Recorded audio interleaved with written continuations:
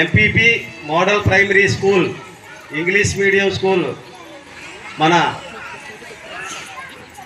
కూటమి ప్రభుత్వం వచ్చినాక మన విద్యాశాఖ మంత్రి అయినటువంటి నారా లోకేష్ గారు మన గ్రామంలో మోడల్ స్కూల్ అన్నది ఇవ్వడం జరిగింది. దీనికి ముఖ్య కారణం ఏంటంటే నేను సర్పంచ్గా చేసిన టైంలో లలిత మేడం గారని దోడల గారు ఐతుపూల్లో చేస్తుండగా మన గ్రామానికి తీసుకురావడం జరుగుతుంది. సుమారు 7 సంవత్సరాల నుంచి మేడం గారు ఎస్సీపేటలో మనకు టీచర్గా చేస్తూ మొన్న లాస్ట్ ఇయర్ ఆవిడ ప్రమోషన్గా వేరే ఆవిడ దగ్గర వెళ్ళిపోవాలని చూసిన సమయంలో మేమందరం కూడా గ్రామస్తులందరూ మేడం గారు మీరు వెళ్ళిపోతే ఆ స్కూల్ మోడల్గా చాలా బాగా చేశారు, అక్కడ మెయిన్ స్కూల్కి రావాలని చెప్పేసి మేము ఎంఈఓ గారు వాళ్ళకి చెప్పడం, తర్వాత మన హెచ్ఎంగా కొత్తగా అయిన మనకి ఇంద్రపాలెం నుంచి రావడం, దానికి మేము ఎంతో ప్రయత్నించి ఈ స్కూల్ని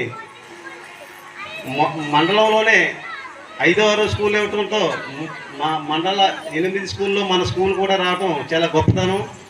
దీనికి సంబంధించి మేము లాస్ట్ టైం అయితే టీచర్స్ ఇంకో టీచర్ వస్తుందని చెప్తే మేము డోర్ టు డోర్ పేరెంట్స్ చాలామంది ఈ కాలనీ కట్ట వెళ్ళి డోర్ టు డోర్ చేయడం వల్ల కొంతమంది విద్యార్థులు జాయిన్ జరిగింది.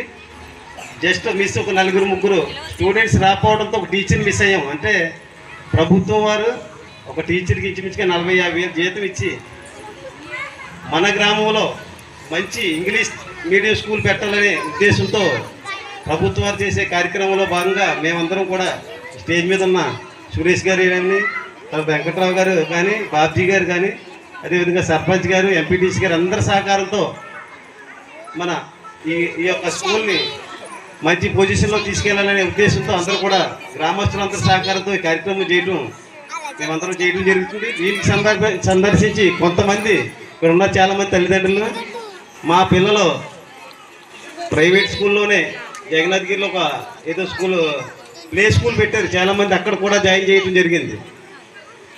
కొంతమందిని కూడా ఇక్కడికి తీసుకొచ్చి నేను చెప్పేది ఇంకా చాలామంది తల్లిదండ్రులు ఉన్నారు. ఇప్పుడు ఈ పిల్లల్ని ఒకసారి మోడల్గా చూడండి. ఇప్పుడు మమ్మల్ని అందరినీ